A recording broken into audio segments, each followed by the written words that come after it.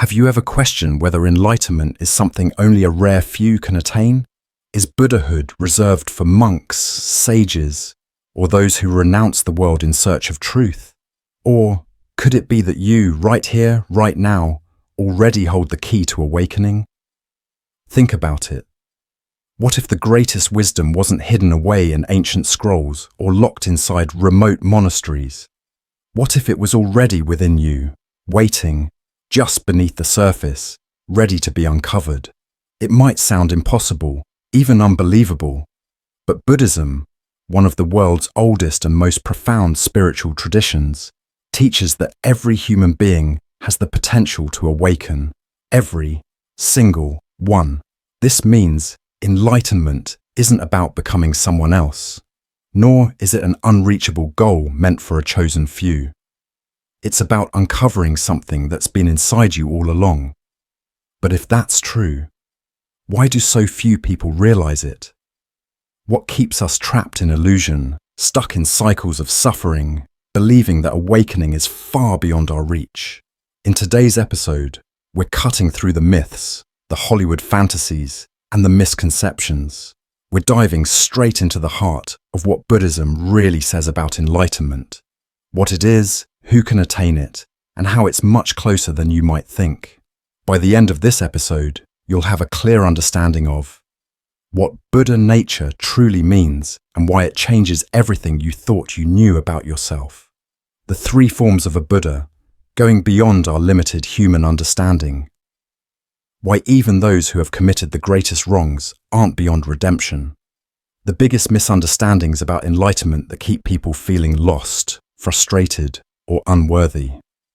And most importantly, how you can take real, practical steps today to begin walking the path toward awakening. So, whether you're deeply immersed in Buddhist teachings or just starting to explore the idea of spiritual awakening, this episode is for you. You don't have to be a monk. You don't have to give up your modern life. You don't need years of silent meditation in a secluded mountain retreat. You just need an open mind, a willingness to look within, and the courage to question everything you've ever believed about who you are. Are you ready to begin? Let's dive in. Let's start by clearing up one of the biggest misunderstandings about Buddhism. Buddha was not a god. He wasn't a supernatural being with mystical powers. He didn't come down from the heavens, nor did he claim to be divine. Siddhartha Gautama, the historical Buddha, was human, just like you, just like me. He experienced suffering. He faced doubts. He struggled with the same fundamental questions that many of us do. Why is there suffering? What is the purpose of life? Is there a way to be truly free? And instead of accepting the status quo, he sought the answers for himself. He walked away from a life of luxury, challenged his own beliefs, and after years of seeking, he discovered something extraordinary. He found a path that led to ultimate wisdom, peace, and liberation from suffering. And the most remarkable part, he didn't keep it to himself. He shared it, not as a doctrine to be worshipped, but as a path for anyone willing to walk it. But here's where a lot of people get confused. Many believe that becoming a Buddha means being perfect, never feeling anger, never facing difficulties, never making mistakes. But enlightenment doesn't mean perfection. The Buddha himself didn't claim to be perfect. He simply said, I am awake, not I am flawless, not I have all the answers, just awake, fully conscious of reality as it is, without illusion, without attachment. So, what does it actually mean to be a Buddha? In Buddhism, a Buddha is someone who has reached complete awakening, a state of profound wisdom and boundless compassion. But there isn't just one kind of Buddha. The path to enlightenment unfolds in different ways, and understanding these distinctions can help us grasp what awakening truly means. First, there's the fully awakened Buddha, also known as the Samyaksambuddha. This is someone who reaches enlightenment on their own and then dedicates their life to teaching others. Siddhartha Gautama, the Buddha we know today, was a fully awakened Buddha. He saw suffering, transcended it, and then turned back to guide others toward freedom. Then there's the silent Buddha, or Pratyekabuddha. These are beings who attain enlightenment but choose not to teach. They reach awakening through deep self-realization, but unlike a fully awakened Buddha, they do not establish a path for others to follow. And finally, there are Arhats, those who attain liberation by following the teachings of a Buddha. Arhats reach the end of suffering, but they do so by walking the path laid out before them, rather than discovering it independently. Each of these figures represents a different way of experiencing enlightenment, but the message is the same. Awakening is possible, freedom from suffering is real, and most importantly, it isn't reserved for a chosen few. It isn't something distant or unattainable. It's a path that begins the moment you start looking within. So if you've ever felt lost, if you've ever questioned whether true peace is possible in this chaotic world, remember this. The Buddha was once a seeker, just like you. He didn't start out enlightened. He had to find his way. And because he found it, you can too. The question is, are you ready to wake up? Let's keep going. Here's where things get truly profound. Buddhism teaches that every single human being already carries the seed of enlightenment within them. This isn't just a hopeful idea or a poetic metaphor. It's a fundamental truth. Beneath all your worries, beneath all the distractions, fears, and doubts that cloud your mind, there is something unshakable, something luminous. It's called Buddha nature, and it's already inside you. But if that's true, why don't we feel enlightened? Why do we still struggle, make mistakes, and get caught up in suffering? Think of it like this. Imagine a diamond buried deep underground. For years, it's been covered by layers of dirt, mud, and debris.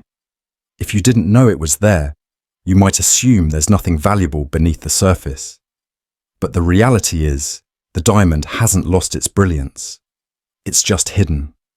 Your Buddha nature is that diamond. Right now, it may be buried under layers of stress, anxiety, negativity, or self-doubt. Maybe you've been told you're not good enough. Maybe you feel like enlightenment is something only special people can attain, monks, sages, or people who devote their entire lives to meditation. But that's not what Buddhism teaches. The Pratyekabuddha Sutra makes it crystal clear. All beings possess Buddha nature. Not just monks, not just the spiritually gifted, not just those who seem wise and serene, everyone. That includes you. This means enlightenment isn't about becoming something else. It's about uncovering what's already there. It's about peeling away the layers of illusion, attachment, and suffering to reveal the wisdom and compassion that have been with you all along. So how do you do that? How do you start uncovering your Buddha nature? The tools are simple but powerful. Meditation, self-inquiry, ethical living, mindfulness. These aren't just spiritual practices.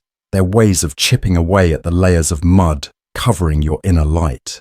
With each moment of awareness, each act of kindness, each effort to see reality as it truly is, you begin to reveal more and more of your true nature.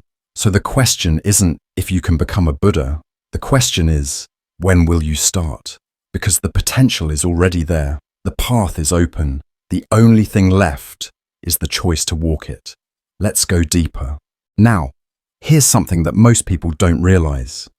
When Buddhism speaks of a Buddha, it doesn't just refer to a single human form. In fact, a Buddha is said to exist in 3 different bodies, or states of being. This concept, known as the Trekaya, completely reshapes how we understand enlightenment. It's not just about one person reaching awakening, it's about the nature of reality itself. Let's break it down. First, there is the Dharmakaya, the truth body. This is the formless, limitless essence of enlightenment, the vast, boundless truth that underlies everything. Imagine the ocean.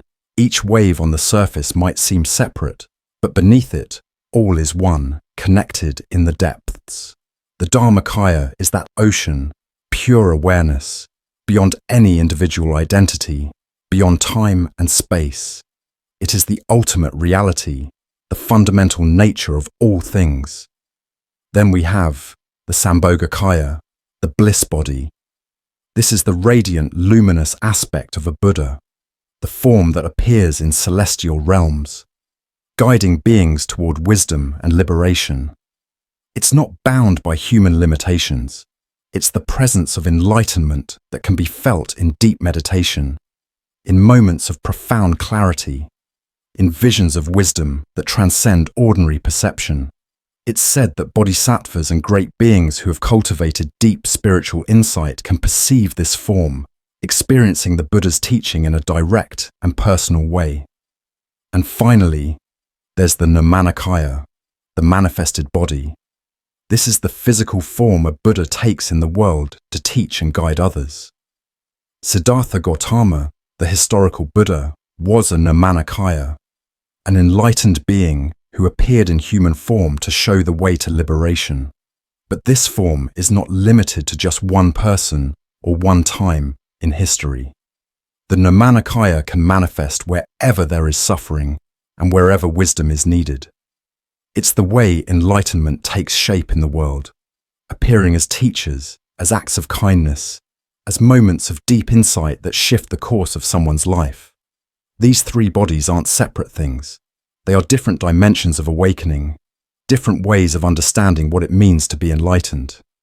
A Buddha isn't just a person who lived 2,500 years ago. Enlightenment is not just about a human being achieving wisdom. It exists beyond form, beyond perception, beyond the limitations of what we usually think is real. So when we talk about reaching enlightenment, we're not just talking about personal transformation. We're talking about something much bigger, the realization that wisdom, compassion, and ultimate truth exist on multiple levels, always present, always accessible. It's not just about becoming something new. It's about waking up to what has always been there. And once you see it, you can never see the world the same way again. Let's keep going. Many people hear the phrase, "Everyone has Buddha nature," and wonder, if that's true, why aren't we all enlightened? The answer is simple but profound. Recognizing your potential is not the same as realizing it. Imagine a seed buried in the soil. It holds the potential to become a majestic tree, but without water, sunlight, and care, it remains just a seed. Our Buddha nature is the same. It exists within us, but it must be nurtured, cultivated, and awakened through effort. So, how do we do that? There are time-tested practices in Buddhism that help us develop the qualities of an enlightened being. These practices are not about blind faith, but about transforming the mind, heart, and the way we interact with the world. 1. The 6 perfections, Paramitas. At the core of the path are 6 virtues that define an awakened being. Generosity, giving selflessly, not just material things, but kindness, wisdom, and love. Ethics, living with integrity, speaking truthfully, and acting with compassion. Patience, facing life's difficulties with understanding instead of reacting with anger. Effort, persisting on the path, even when it feels challenging. Meditation, training the mind to see reality as it is, rather than through layers of illusion. Wisdom, the ultimate understanding that there is no separate self, only interconnectedness. Each of these qualities, when developed, leads us closer to enlightenment. 2. The middle way. Buddha taught that the path to awakening is not found in extremes. Neither indulgence in pleasure nor severe self-denial will bring true peace. Instead, we find freedom by walking the middle way, balancing our physical, emotional, and spiritual needs in harmony. 3. Spiritual friends, Kalyana Mitra. Who we surround ourselves with matters. If we spend time with people who cultivate wisdom and compassion, we naturally grow in the same direction. In Buddhism, this is known as having spiritual friends, those who inspire and support us on our journey. 4. Mindfulness and meditation. Our greatest suffering comes from how our minds distort reality. We cling to what we like, resist what we dislike, and live caught in endless thoughts of the past and future. Meditation trains us to see clearly, to let go of illusion, and to be fully present in each moment. The truth is, awakening is not an instant event. It's a process. It happens step by step, with each mindful breath, each act of kindness, each moment of insight. And the best part, you don't have to wait for enlightenment to experience peace, love, and joy. Each moment you choose awareness, compassion, and wisdom, you are already walking the path. So ask yourself, what small step can I take today to nurture my Buddha nature? There are so many myths about enlightenment that stop people from even trying to walk the path. These misunderstandings create doubt, make the journey seem impossible, and sometimes they even push people away from Buddhism altogether. So let's clear things up. Myth number 1. Only monks can become Buddhas. This is completely false. Enlightenment is not reserved for monks, nuns, or those who leave society behind. It is for everyone. For people living ordinary lives, raising families, working jobs, and facing everyday struggles. The Buddha himself didn't just teach monks. He guided kings, merchants, farmers, and even thieves toward awakening. The truth is, being a monk gives you fewer distractions. But that doesn't mean lay people can't reach enlightenment. What matters is the mind, not the robe. Myth number 2. Women can't attain Buddhahood. Sadly, this misconception has persisted for centuries, but it's completely untrue. Gender has no effect on enlightenment. The mind, where wisdom and compassion arise, has no gender. Buddhist texts record many women who attained full enlightenment, from the Buddha's own stepmother, Mahaparinirvana, to powerful female bodhisattvas like Tara. In fact, in some traditions, Tara herself vowed to always be reborn as a woman to inspire others on the path. So if you've ever doubted whether enlightenment is possible for you because of your gender, let that doubt go. The path is open to everyone. Myth number 3. Enlightenment happens instantly. This idea comes from stories of sudden realization, like the famous Zen monk who became enlightened after hearing a pebble hit bamboo. But what people forget is that those moments of awakening don't come out of nowhere. They are the result of years, sometimes lifetimes, of effort, practice, and deep reflection. Think of it like learning an instrument. You don't just pick up a violin and instantly play a masterpiece. You train, you struggle, you practice every day. And then one day, your fingers move effortlessly and the music flows. Enlightenment is the same. It's a gradual process of training the mind, learning to let go of attachment, quiet the ego, and see reality clearly. Some people may experience powerful insights along the way, but the real journey is built on patience, discipline, and an open heart. So don't get discouraged if you don't feel instantly awakened. Every step you take, every moment of mindfulness, every act of kindness, every bit of wisdom you cultivate is part of the path. Now that we've busted these myths, the real question is, what's stopping you from taking your next step toward enlightenment? There's a story in Buddhism that shatters all ideas of who is worthy of redemption. It's the story of Angulimala, a man whose very name struck fear into people's hearts. He wasn't just a criminal, he was a mass murderer, a man who had taken so many lives that he wore a necklace made of human fingers, one from each of his victims. If anyone seemed beyond saving, it was him. But then, something happened that changed everything. One day, as Angulimala roamed the forest searching for his next victim, he saw a figure walking calmly along the path. It was the Buddha. With blood on his hands and violence in his heart, Angulimala ran toward him. But no matter how fast he ran, he could never reach the Buddha. It was as if the Buddha was moving effortlessly ahead, just out of reach. Frustrated, he shouted, "Stop, ascetic!" And the Buddha turned to him and said, "I have already stopped. It is you who must stop." At that moment, something inside Angulimala shifted. For the first time, he saw himself clearly, not as an unstoppable force of destruction, but as a man lost in suffering, trapped in his own karma. He dropped his weapon, he fell to his knees, and he asked the Buddha to guide him. From that day forward, Angulimala abandoned violence. He devoted himself to spiritual practice, leaving behind the darkness of his past. And in time, through deep dedication and transformation, he became fully enlightened. Think about that. A man who had taken so many lives that he wore their fingers around his neck. Even he could awaken. Even he could find peace. So what does that mean for us? It means that no matter what we've done, no matter how many mistakes we've made, no matter how lost we've felt, redemption is always possible. The path to awakening doesn't ask where you've been. It only asks, are you willing to take the next step? Stories like Angulimala's remind us of the incredible power of change. They remind us that no one is beyond saving. Not you, not me, not anyone. So if you've ever thought, it's too late for me, or I've made too many mistakes, let this story be your proof that transformation is always possible. The question is, are you ready to take your first step?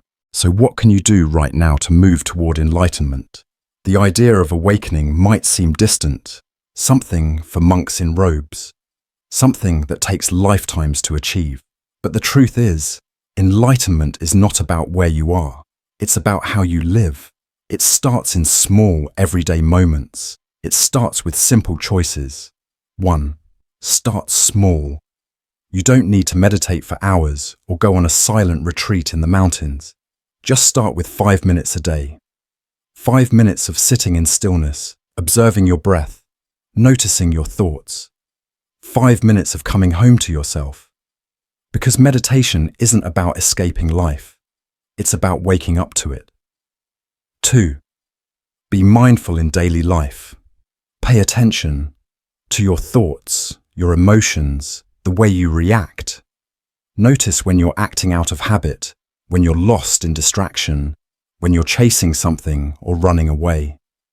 Mindfulness doesn't mean forcing yourself to be calm. It means seeing reality clearly. It means catching yourself before anger turns into harsh words. It means recognizing suffering in another person before you judge them. It means being present, fully alive, in each moment. 3. Practice kindness. True spirituality isn't just about sitting on a cushion. It's about how you treat others. Help someone without expecting anything in return. Offer a kind word. Give without hesitation. Let go of grudges.